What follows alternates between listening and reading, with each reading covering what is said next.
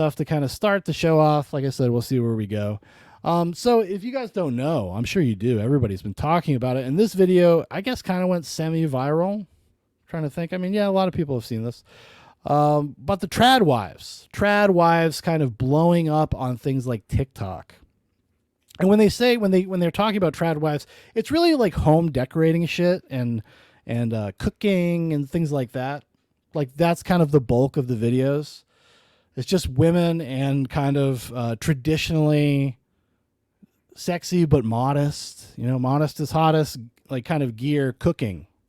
And in the fantasy of it, oh, they're preparing this for their family or their husbands or whatever. And somebody's really, really taking umbrage with that. There's some guy on TikTok. He's like, man, these people are just trying to commodify you. They're trying to sell you a life you'll never live. Drumming says, sounds like they aged her up quicker than in the books when she's getting dicked down by Duncan Idaho by the third book, which they will probably do for the movie of the second book, since that one is kind. Are you going to say it's short? Dune Messiah is kind of short, yes.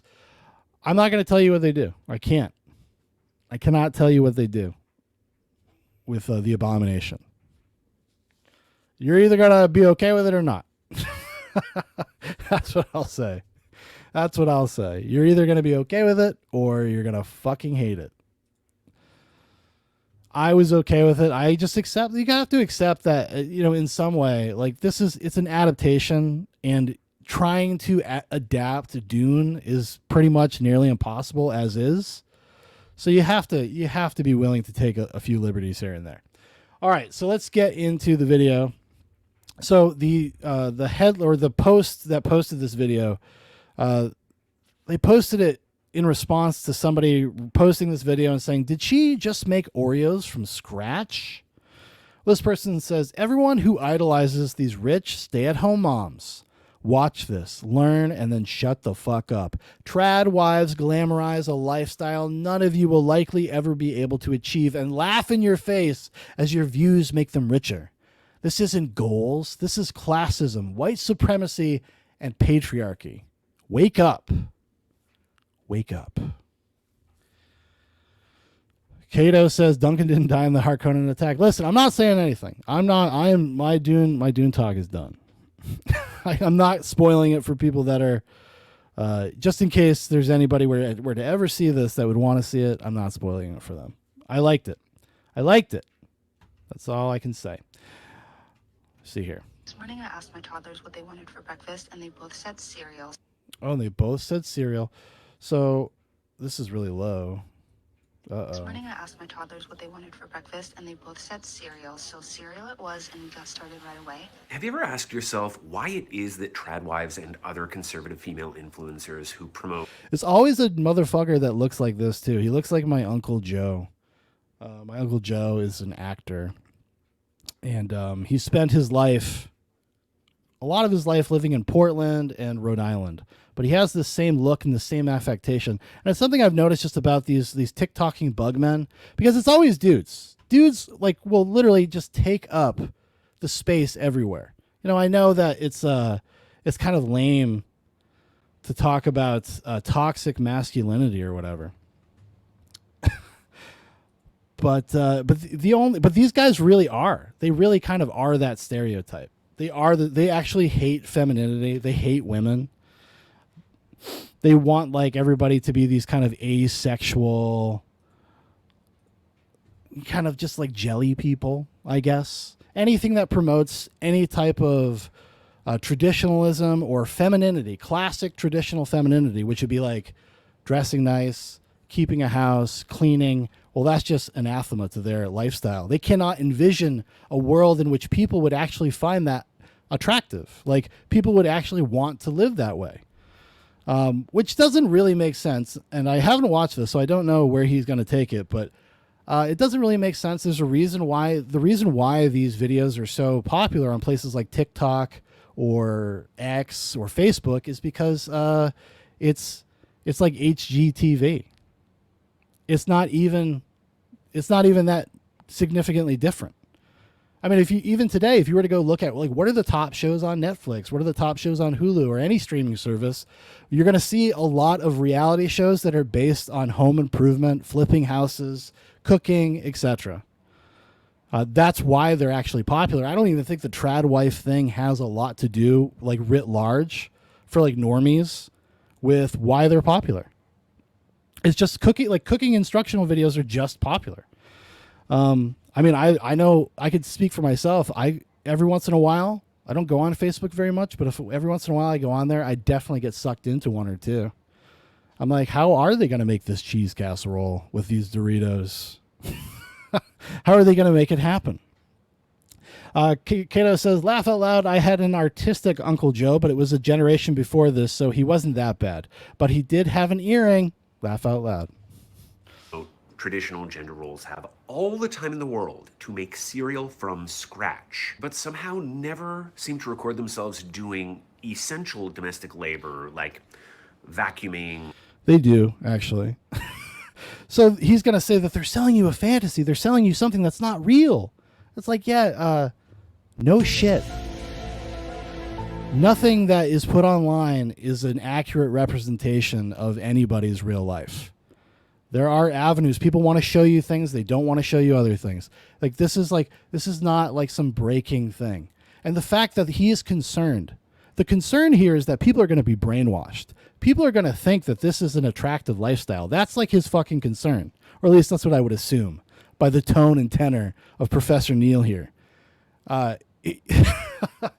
It's just going to be about, well, it reinforces gender stereotypes and tradition of the patriarchy and blah, blah, blah, blah, blah. Like, that's all he's going to do. He's just going to repeat a bunch of talking points. He's going to try to make it sound like he's saying something deep and profound and something everybody should listen and pay attention to. Like, what would be his alternative? Like, what is his alternative influencer that like would make a positive impact in somebody's life, according to somebody like Professor Neil? Like, what do you think that could be? Some fucking person with their like blue hair and their head shaved half off and have fucking piercings everywhere and tattoos everywhere, talking about how they want to abort babies. Like, would that be a better one? Does he make videos about the thousands and thousands of TikToks of mentally ill people gaslighting other mentally ill people into like cutting their own body parts off? Do you think that's something Professor Neil gives a shit about? Kidda says, selling you something that isn't real, unlike trans types, totally authentic. Exactly. You got it. Prophet says, I had an Uncle Kevin. He was just gay. Trying to get a particularly nasty stain out of a shirt or scrubbing a toilet. When they are performing labor in these videos, it's always something that, strictly speaking, is unnecessary, and they are doing it the hardest way possible. Because the answer is that it is for show. It is all a performance. In his remarkably prescient 1899 book, The Theory of the Leisure Class, Thorsten Veblen coined the terms... Oh, see, that's a new one. Thorsten Veblen. That's a new one. A new socialist piece of shit has entered the fight. Thorsten Veblen, The Theory of the Leisure Class. I have to look that up. Conspicuous consumption and conspicuous leisure, suggesting that those with wealth and power no longer having any economic production to contribute themselves, instead contribute to the production and consumption. Now, I understand that rich people can be lazy, and oftentimes we kind of hyper-focus on the generational wealth. We hyper-focus on the children of rich people and how they're kind of wastrels, etc. But, you know, if somebody has a lot of money and has found lots of success, they probably had to do something to get there. So once you get there and you suddenly don't want to, like, I don't know, go work down in the factory stamping license plates anymore, or whatever it is that your particular industry, I don't think that's really indicative of much else other than like, fuck, I get to take a break. I'm rich. Like, you know, if I become a millionaire, if I became a millionaire entrepreneur, you know what I'm probably not going to be doing? A ton of manual labor. Just probably not going to be doing it. You know what I mean? In fact, you know what? I'd have a butler. I'd have a maid. I'd have a maid cleaning my house. I'd be like, honey, you have more important things to do. Like running this bookstore that loses $10K a month. Somebody said that they're like, I was reading somebody and they're like, you know when you know you've made it? When you have a wife who loses $10,000 a month in her coffee shop bookstore, and you're footing all the bills. That's when you know you've made it. Of leisure. Those consumption practices, those leisure activities are conspicuous precisely because that is how the leisure class signals their difference from the working class, signals their exceptionality and their superiority. They're not better than us because they can make their children cereal from scratch. They're better than us because they are so wealthy and well. Because they can afford the materials to make their children's cereal from scratch. Now he is assigning, he's making a value judgment. He is suggesting that they are looking down on you when they're making these videos, whether consciously or subconsciously. Probably doesn't really matter much to him. Other than like people have found an avenue, a way to get attention on the internet, and they feed that algorithm. You know, Zoobox could I could take a page out of the fucking trad wife playbook. I should start doing, that's what I got to start doing. I got to start just like dressing like a 1950s dad and like go outside and mow the lawn. And maybe just make videos about it. I don't know. Coming inside, fixing a light. Oh, look at the toilet seat's crooked. I'll fix it. I'll show people how to fix it step by step. Signaling to people things. Now, like, I don't know. Like, I don't understand, like, the kind of investment that he is suggesting that people have in social media is not something that honestly, it's not something I really understand, because it's not how I operate, and I've never been like that. I've never been somebody that's been super attracted to or cared very much about the things I see online. So I don't know. Or maybe I do. Maybe I've been tricked. Oh no. Hopefully, you know what? Hopefully this guy and Thorsten Velben, they'll be able to help me. Well off that they have nothing more important to worry about. And if we were to ever see tradwives perform essential productive domestic labor, or see their husbands perform any domestic labor at all, that would in fact mark them as failures as tradwives. As Veblen. Why? Who has made this rule? Are you saying that if you're a trad wife, like you're what exactly? Like the trad wife meme is just is just like women basically kowtowing to their husbands and keeping the house and keeping it clean and making food from scratch. That's the trad wife thing. I don't even think it really is particularly tied to class. I'm sure a lot of these people that make videos, maybe they have nice kitchens or houses. That's going to help with your popularity. You know, if you could be a master chef, but if you film a video on a potato in a dungeon, like not as many people are going to watch it. Wrote in 1899, again, he could have written it yesterday. Application to productive labor is a mark of poverty and subjection. It becomes inconsistent with a reputable standing in the community. Because these videos. So he's taking a book from like, hold on. When was that book written? This is kind of one of these things I feel like he's really just kind of telling on himself. This is the way that he observes the world and actually kind of secretly feels about the world. I mean, he does not consider himself part of, like in any serious real way, part of like the beleaguered class. He's bourgeois. Like he's a professor. You know, if you ask me, this guy's the enemy class. He's using, these big words. He's referencing old books that nobody's read, kind of lording his expertise over us, asking us to take him more seriously because he's a figure of authority. I don't know, guys. I'm feeling pretty condescended to. Videos are not instructional. They are maybe inspirational, but they are always performative. This is not real labor. This is symbolic labor. It is nothing more than social signaling that this woman and her family belong to the leisure class. And it is also how she builds and signals her value if you are the sort of person who operates within an exchange economy that assigns. See, this is, again, I gotta say, this is like another good example of autistic internet literalism, where you would take something like this and you will read as deeply as humanly possible into it. And you're going to make lots of assumptions and assertions about the intentions of the video. What does it symbolically represent? Whether this is conscious or subconscious. And that's really it. Like, cause he's not wrong in the sense that like, do most people have the luxury and the time to do this kind of stuff?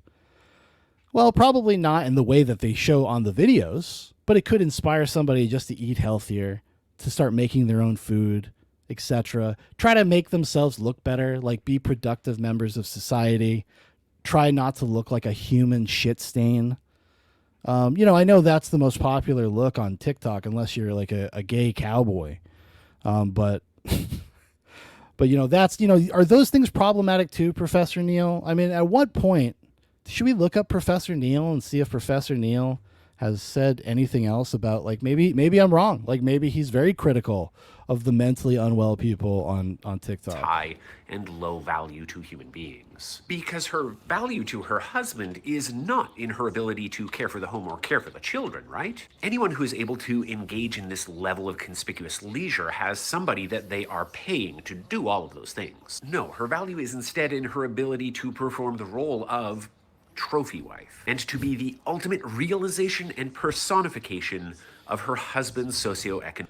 So is it like, say if this is all true, is there anything wrong with that? Like, is there anything wrong with a woman that her desire is to be like a quote unquote trophy wife, or to like have children, keep a house? Like, what actually is wrong with that? What's actually wrong with aspiring to that? And I got to circle back to this also. This is just a very popular kind of genre of television. It doesn't surprise me that it's very popular on social media, especially in these kind of bite-sized chunks. It's not really that shocking that it's popular. That's all I'm saying. That's my story. I'm sticking to it. Economic prowess. Because tradwives are conspicuous consumers, yes. But it is the audience's consumption of tradwives that truly makes them valuable to their husbands. So, like, that's what I do with my wife. I'm going to have to start demanding. I'm going to start asking. I'm like, yo, you need to get on TikTok and you need to start showing your ass and doing dishes or something. Prof says, nothing wrong with having a trad wife. I bought one. Yeah, well, if that empire you have, with your NECA empire, I mean, pretty much the sky's the limit. So let's check out Professor Neil here. I found his TikTok page. Let's look. Let's see what else he talks about. What other things are we going to learn tonight from the good professor? Instagram. Is this? This is Instagram. I thought this was TikTok, but it looks like the same guy. I'm assuming the material is the same. Women don't need men. I assume this is a. Oh, that's right. Because there's been some viral videos going around also of women being asked, kind of like, college age girls being asked at bars. Or out in the sidewalk, like, do women need men? Of course, they all say no. And I guess that's pretty significant stuff. That, like, women. Holy crap! I am going to report you if you don't turn your volume down. Holy shit! Okay, I keep seeing this comment. And it's basically that, like, women don't need men, or they don't need men to be attracted to them, and it's just flat out wrong. And here's why. Hit me with it. Whether you like it or not, men and women. Where is this guy's microphone? What kind of phone is he using to make these fucking videos? These TikToks. This dude's out of fucking control. Need each other. It's not just one or the other. It's men need women, women need men. Insofar as we are all social animals and we need community and we function within a society, yes, absolutely. And we're designed that way. Unless you subscribe to a literal interpretation of some sort of religious creation story, no, we most certainly were not. This isn't some, like, crazy extreme point of view. It's called sexual selection, and it's how we evolved to preserve our species by being attractive to either, like, a male if you're female, a female if you're male. So if the basis of your argument is that they need us on the grounds of sexual selection, there is a very strong argument here that they don't need us at all. So basically, he's just a modernist, I suppose, probably like a hardcore modernist, and he's just going to be like, well, we can invent our ways around that. Like, technology has provided a world where women don't actually need men. Oh boy, once automation kicks off and there's no more need for garbage men, women are really going to have it made in the shade. It's like this really reductive kind of and it's kind of crazy that this dude is a professor. I'm assuming he's a college professor. He seems like he's the kind of cunt that would want to be a college professor, to get to the youths, get to those young minds. And you're like, what that guy said is completely standard normal shit. Sexual selection is the reason why we need each other, even on just like basic level of survival of the species. But smart guy Professor Neil's like, well, you can just get artificial insemination. I mean, that's just as good as, you know, creating a life with a person and loving that person and loving the creation and raising it and rearing it and doing all those things, you know, even though, you know, we still know the best qualifier, the best identifier for your success in the future as a person is if you come from a stable 2-parent household. But, you know, things will change. You know, they haven't changed in 30 fucking years when this started, when this rhetoric started, when Murphy Brown decided she wanted to adopt a baby and not have a husband, or have a baby and not tell the husband, or whatever the fuck that plot line was. You know what I'm talking about. That still hasn't changed. In fact, we've only seen we've seen a chart. We've seen something like literally just like fatherlessness and then criminality just fucking skyrocket. I'm sure there's nothing wrong with that. Women don't need men. Foundationally, it is agreed that sexual selection is about competition for gametes, which in the 21st century means that women can cut men almost entirely out of the equation, certainly this part that involves them having to deal with us socially. But I mean, go on. You know, for the most part, the vast majority of people. I will actually give him some small credit for acknowledging the existence of people who are not straight, even if only indirectly. And so yeah, so he was talking about this subject that kind of relates to short people, making a point about procreation and about sexual selection. But, you know, he should have been inclusive.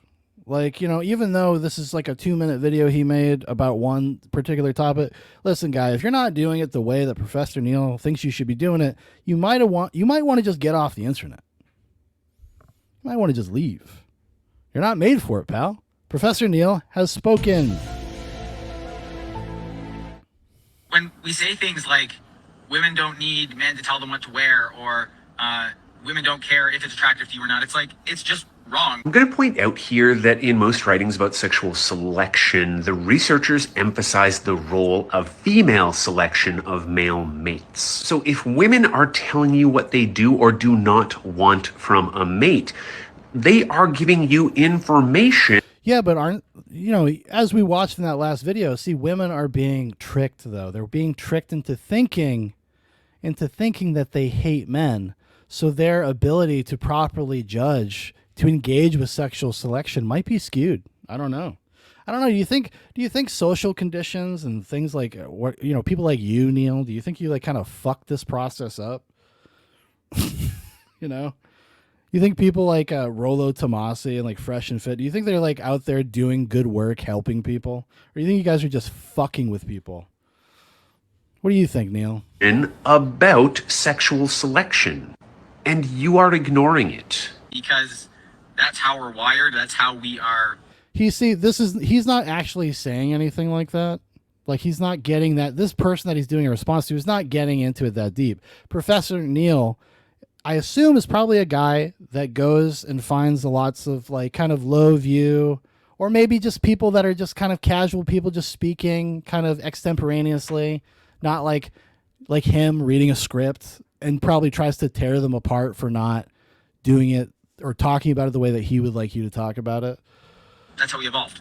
So here's the important thing to know about evolution. It has not ended. Ancient ancestors of whales, for instance, walked on the land and then they noped out and went back to the water. That we may have evolved in one direction does not presuppose that we will continue to evolve in the same direction. I think it was maybe like this whole feminist trap that people fell into, and they kind of just started throwing everything out the window about how we're actually put together as humans. Oh, you knew this was going to happen eventually. He's revealed that this was an ideological argument all along. What do you think you're doing, Neil? Like, Neil thinks that what do you think that you're doing?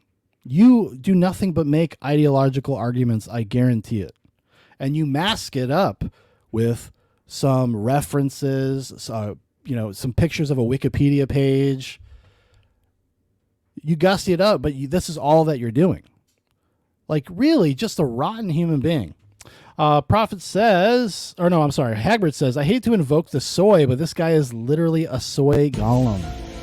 I agree. Cato does too. Prophet says, women don't need men as long as they don't want food, shelter, electricity, automobiles, precision machine tooling, welding, functional oil rigs, an army. Trails off in Mr. Plinkett's voice. Kato says, I like his shirt. Great target. Women do need men, and they do care what men think, and that's okay.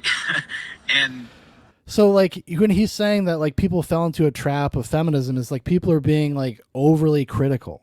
People are thinking way too much about this shit when it comes into, like, selection of a mate or going on dates. Like, people have very unrealistic expectations. It is off-putting to most people, not just men either. That's the thing. It's not just like off-putting to men. It's off-putting to everybody.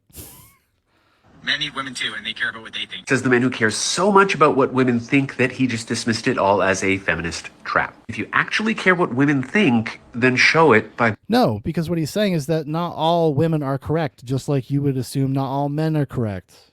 Just like the trad wives that you have disdain for, right? Like, what the fuck is he talking about? So, like, he has almost said almost nothing. He said almost nothing of substance. Believing them when they tell you. Okay, I keep seeing this comment, and it's basically that, like, Believe them when they tell you. Believe these TikTok chicks. They're truly a cross section of women. What's out there?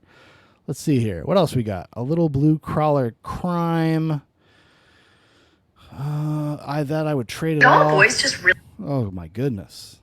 The volume levels on these things are all over the place. Hopefully, I'm sorry if it hurts anybody's ears as much as it hurts mine. Really want to be professional athletes? I am definitely not saying that I would trade it all, that I would give up my education, my scholarship. What is he doing here? What is this? What is this? What's going on here? Now, listen, hairy-chested guys unite. But is this like your male cleavage, your hip cool guy cleavage? Look at this fucking hello, fellow kids.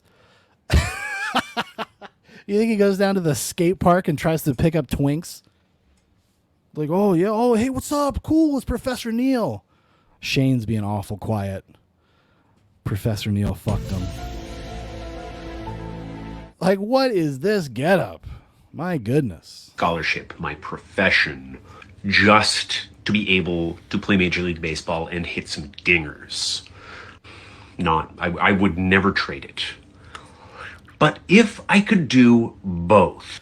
This guy, he's loving it. He's loving the bare chest. Zach LaValle. I love that you give no explanation for the bare chest. The engagement is going to be through the roof. Well, you know what this is called? This is probably some sort of weird fetish for attention.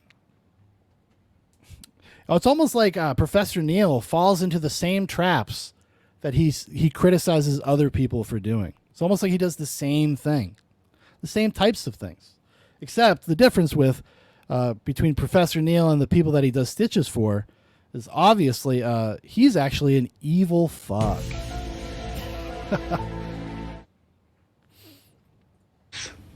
All boys just really want to be professional athletes? I am definitely not. Oh my god, I guess that's how he he proved his man card. He's like, I love baseball. I love it. There's no better argument to stop watching professional sports other than people like Professor Neil are the people that are watching the game with you. It's been completely taken over. What else has Professor Neil got? What else is he up to? A little blue collar crime. Let's see here. Do is they take your donations, they donate it to said charity in their name, and they get that tax write-off. As much as it pains me to say anything that would give the appearance that I'm coming to the defense of an evil multinational corporation, this is almost certainly not happening. Whether we're talking about Canada, the USA, the UK, Australia... Also, I think he is Canadian, which checks out. Let's just say it checks out. It is very much illegal for any corporation to claim your charitable donation as their own. It is your charitable donation. If you are holding on to your receipts here, you can add them all up. You can claim them as charitable donations on your income tax. Yes, you both can. Which is not to say that they don't derive any benefit from doing this. If nothing else, it is excellent PR because they get to issue a press release talking about how wonderful it is that they raised all of this money. And in that press release, they could very easily muddy the waters and make it unclear where that money came from, which is ethically dubious, but in a legal sense, totally on the up and up. as long as they're not claiming it as a deduction. Not that corporations are beyond committing a little blue-collar crime, but you know.